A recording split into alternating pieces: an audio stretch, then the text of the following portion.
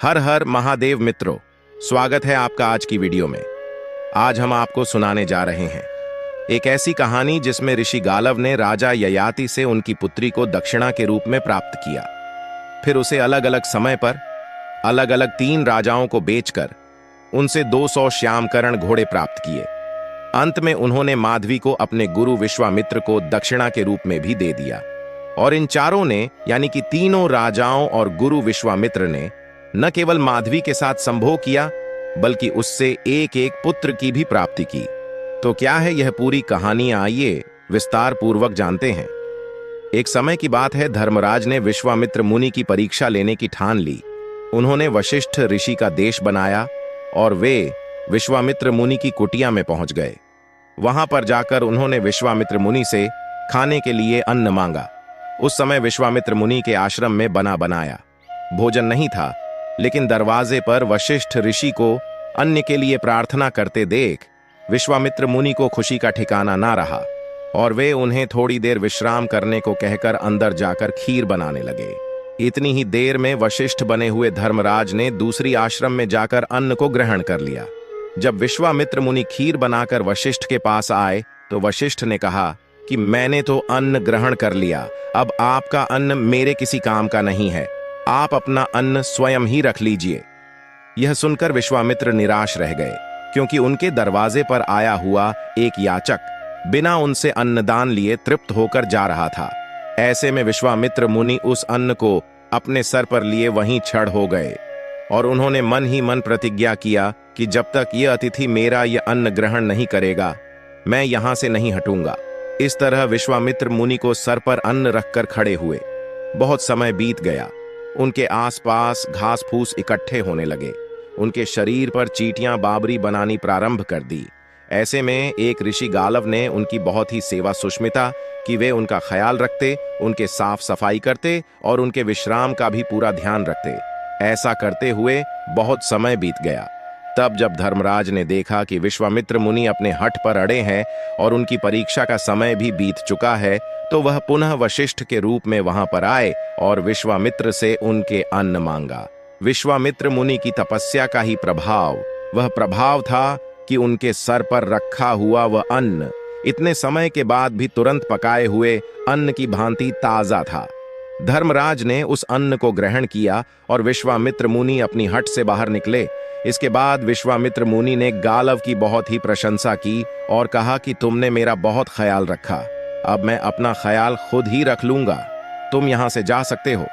जब विश्वामित्र मुनि ने गालव से कहा कि तुम यहां से जा सकते हो, तो गालव ने विश्वामित्र मुनि से गुरु दक्षिणा मांगने के लिए कहा। उन्होंने कहा कि जब तक आप मुझसे गुरु दक्षिणा नहीं मांगते हैं, तब तक मेरी सेवा सफल नहीं हो पाएगी। इस पर विश्वामित्र ने कहा कि मैं तुमसे प्रसन्न हूं, मैं तुम्हारी भक्ति को ही अपनी गुरु दक्षिणा समझता हूं, मुझे तुमसे कुछ नहीं चाहिए। लेकिन गालव जिद पर अड़ गए और हठ कभी भी भला नहीं करता है। गालव ऋषि के हठ के कारण विश्वामित्र मुनि को क्रोध आ गया और उन्होंने कहा कि हे गालव, यदि तुम मुझे कुछ देना ही चाहते हो तो मुझे 800 श्यामकरण घोड़े लाकर दो, यानी कि ऐसे घोड़े जिनका पूरा शरीर चंद्रमा के समान उजला हो लेकिन उनके कान काले हो। गालव ऋषि के पास धन तो था नहीं। उन्होंने सोचा था कि विश्वामित्र मुनि थोड़े से धन की मांग करेंगे और वे किसी राजा से मांग कर उस धन की पूर्ति कर देंगे। लेकिन विश्वामित्र मुनि ने उनसे ऐसी गुरु दक्षिणा मांग ली थी जो गालव के लिए देने लगभग असंभव थी। इसीलिए गालव चिंता में पड़ गए और उन्होंने भगवान विष्णु की पूजा अर्चना की। भगवान विष्णु उनकी पूजा अर्चना से प्रसन्न होकर उनके पास अपने वाहन गरुड़ देव को भेजा। गरुड़ देव ने गालव ऋषि के पास आकर उनसे उनके मन के संताप का कारण पूछा। तब गालव ऋषि ने प्रारंभ से लेकर अंत तक अपनी सारी कथा गरुड़ देवता को बता दी। गालव ऋषि के दुख को सुनकर गरुड़ देवता ने कहा कि मैं तुम्हें चारों दिशाओं का संपूर्ण रहस्य बताता हूं। उसके बाद तुम मुझे जहां कहोगे मैं तुम्हें वहां पहुंचा दूंगा और तुम अपने मनोवांछित फल की प्राप्ति कर लेना। इसके बाद गरुड़ देवता ने पूर्व, पश्चिम, उत्तर और दक्षिण के संपूर्ण रहस्य गालव ऋषि को बताएं। यह सब सुनने के बाद गालव ऋषि ने पूर्व दिशा में जाने का निश्चय किया और वह गरुड़ देव की पीठ पर बैठकर पूर्व दिशा की ओर उधर दल से चले। गरुण अपने बेग में इतनी अधिक थे कि उनके पीठ पर बैठे हुए गालव ऋषि के शरीर में आग लगने लगी। उन्होंने गरुण से प्रार्थना किया कि अपने बेग को कम करें, नहीं तो मैं मर जाऊंगा और आप पर ब्रह्म हत्या का पाप लगेगा। इतना सुनकर गरुड़ देव वहीं एक पास के पर्वत पर विश्राम करने के लिए उतर गए। उस पर्वत का नाम वृषभ पर्वत था। वृषभ पर्वत पर एक शांडिल्नी नामक ब्राह्मणी रहा करती थी।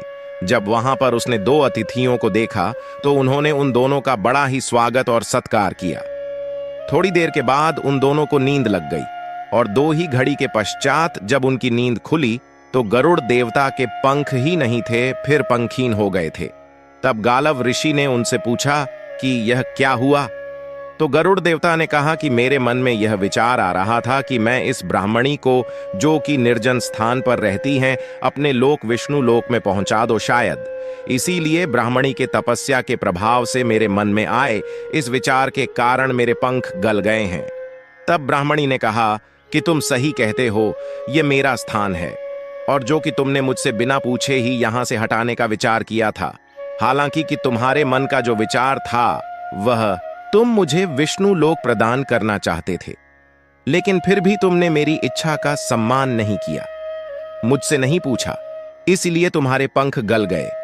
अब मैं तुम्हारे पंखों को वापस तुम्हें प्रदान करती हूं।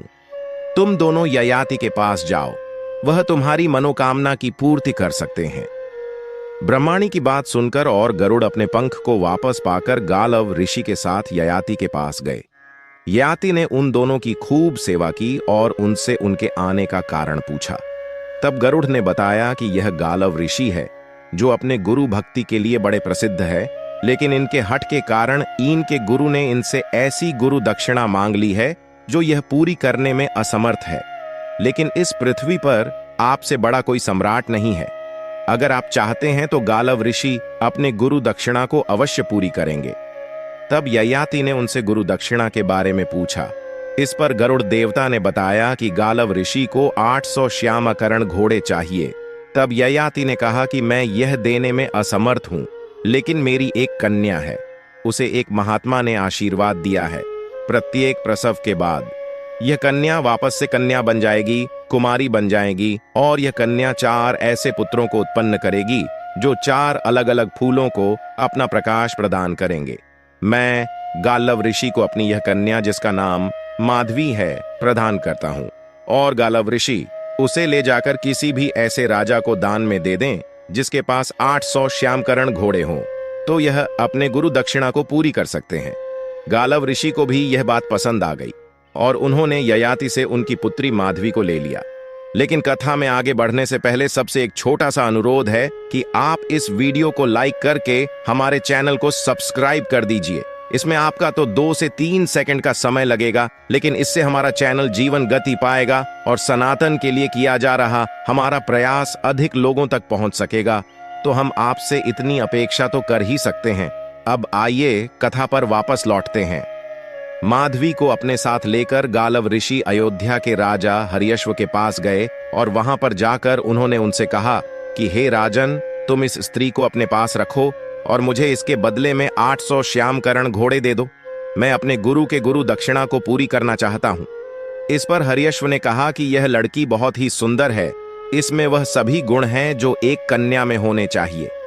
हे ब्राह्मण, इस कन्या 6 अंग जो ऊंचे होने चाहिए ऊंचे हैं, 5 अंग जो सूक्ष्म होने चाहिए सूक्ष्म है, 3 अंग जो गंभीर होने चाहिए गंभीर हैं तथा इसके 5 अंग रक्त वर्ण के हैं, 2 नितंब, 2 जांघें, ललाट और नासिका, यह 6 अंग ऊंचे हैं। उंगलियों के पर्व के सोमनाथ और त्वचा, यह 5 अंग सूक्ष्म है। स्वर अंतरण तथा नाभि, यह 3 गंभीर कहे जा सकते हैं तथा हथेली पैरों के तलवे, दक्षिण नेत्र प्रांत एवं वामन नेत्र प्रांत तथा नग 5 अंग रक्त वर्ण के हैं। मैं इस कन्या को अवश्य ही प्राप्त करना चाहूंगा। लेकिन हे ब्राह्मण, मेरे साथ समस्या यह है कि मेरे पास केवल 200 श्यामकरण घोड़े हैं। मैं 800 घोड़े आपको नहीं प्रदान कर सकता हूं। गालव ऋषि यह सुनकर चिंतित हो गए। तब माधवी ने कहा कि आपको मेरे पिता ने मुझको दान दिया है, इसलिए मेरा कर्तव्य है कि मैं आपके गुरु दक्षिणा के शर्त को पूरी कर सकूं। हे ऋषि, आप मुझे इस राजा को देखकर 200 श्यामकरण घोड़े प्राप्त कर लीजिए। जब मैं इस राजा के साथ रहते हुए एक पुत्र को उत्पन्न कर लूंगी तो वापस महर्षि के आशीर्वाद से मैं कन्या हो जाऊंगी। फिर आप राजा से मुझे ले लेना हो और किसी दूसरे राजा को सौंप देना जिसके पास बाकी बचे हुए श्यामकरण घोड़े हों। गालव ऋषि ने राजा हरियस्व को यह शर्त बताई। राजा हरियस्व को यह शर्त मंजूर हो गई और उन्होंने माधवी को 200 घोड़े के बदले में स्वीकार कर लिया और इस प्रकार बहुत काल तक उसके साथ रमण करते हुए उन्होंने माधवी से एक पुत्र को उत्पन्न किया जिसका नाम वासुमना था। पुत्र के उत्पन्न होते ही माधवी पुनः कन्या बन गई और गालव ऋषि उसे लेकर काशी के राजा देवोदास के पास गए। देवदास ने भी ऐसी ही बातें कहीं और उसने भी 200 श्यामकरण घोड़े के बदले माधवी को अपने पास रखा, उसके साथ संभोग किया और उसे रतन नामक पुत्र उत्पन्न किया। तत्पश्चात गालव ऋषि पुनः माधवी को लेकर भोजनगर के राजा उसैनर के पास गए और वहां भी 200 श्यामकरण घोड़े लेने के बाद उन्होंने माधुरी को उसैनर को सौंप दिया। उसैनर ने माधवी के साथ रमण करते हुए सीवी नामक पुत्र को प्राप्त किया। इसके बाद जब माधवी पुनः कन्या बन गई तो गालव ऋषि 200 बचे हुए श्यामकरण घोड़े की तलाश में दूसरे राजाओं की तरफ जाने लगे, लेकिन कोई भी राजा 200 श्यामकरण घोड़े प्रदान नहीं कर रहा था। तब गालव ऋषि बहुत ही उदास हुए। उसी समय गरुड़ वहां पर आए और उन्होंने कहा, इस धरती पर केवल 600 श्यामकरण घोड़े ही हैं, तुम्हें 200 और घोड़े नहीं मिल सकते हैं, क्योंकि प्राचीन समय में राजा गांधी की पुत्री सत्यवती को प्राप्त करने के लिए महर्षि ऋषिक ने 1000 श्यामकरण घोड़े उत्पन्न किए थे। बाद में उन घोड़ों का स्वामित्व राजा पुंडरी के हाथ में पहुंच राजा पुंडरीक ने एक यज्ञ किया और उन 1000 घोड़े को ब्राह्मणों को दान में दे दिया। उन ब्राह्मणों से 600 घोड़े तो यह 3 राजाओं ने खरीद लिए। बाकी के 400 घोड़े विदस्तर नदी को पार करते हुए उसकी तेज धार में बह गए। विदस्तर को आज झेलम नदी के रूप में जाना जाता है। इसके बाद गरुड़ ने बताया कि अगर तुम अपने गुरु दक्षिणा से पूर्ण होना चाहते हो तो तुम इस माधवी को लेकर के अपने गुरु विश्वामित्र के पास जाओ। अगर उन्होंने इसे स्वीकार कर लिया तो इसके बदले 200 घोड़े तुम्हारे माफ हो जाएंगे। गालव ऋषि ने देवता की बात का समर्थन करते हुए माधवी को लेकर ऋषि विश्वामित्र के पास जा पहुंचे। विश्वामित्र ने जब गालव ऋषि की पूरी बात सुनी तो उन्होंने कहा कि तुम्हें पहले ही मेरे पास आना चाहिए था। मैं इसके बदले तुम्हारे 800 घोड़े के गुरु दक्षिणा को माफ कर देता और मैं स्वयं ही 4 पुत्र उत्पन्न करता। लेकिन चलो, मैं तुम्हारी गुरु दक्षिणा को माफ करता हूं। तुम 600 घोड़े मेरे आश्रम में बांध दो और इस लड़की को तब तक के लिए मेरे पास छोड़ दो जब तक मैं इसे एक पुत्र नहीं उत्पन्न कर लेता हूं। और इसके बाद महर्षि विश्वामित्र ने माधवी के साथ रमण किया और उससे अष्टक नामक एक पुत्र प्राप्त किया। जब विश्वामित्र मुनि को पुत्र रत्न की प्राप्ति हो गई तो माधवी महर्षि के आशीर्वाद से पुनः कन्या बन गई। तब गालव ऋषि ने माधवी को लेकर वापस उसके पिता ययाति को दे दिया। तत्पश्चात ययाति ने अपनी पुत्री चौकी कन्या बन चुकी थी उस माधवी के विवाह के लिए स्वयंवर का आयोजन किया। लेकिन माधवी ने अपने इसी जीवन काल में अलग अलग राजाओं के साथ रहते हुए और यहां तक कि मुनि विश्वामित्र के साथ रहते हुए भी पुरुषों की नियति को और उनके चरित्र को देख लिया था। वह नहीं चाहती थी कि उसका विवाह हो और इसीलिए स्वयंवर में उसने तप को अपना पति चुन लिया और घने जंगल में जाकर तपस्या करते हुए एक तपस्विनी की भांति अपना जीवन बिताने लगी।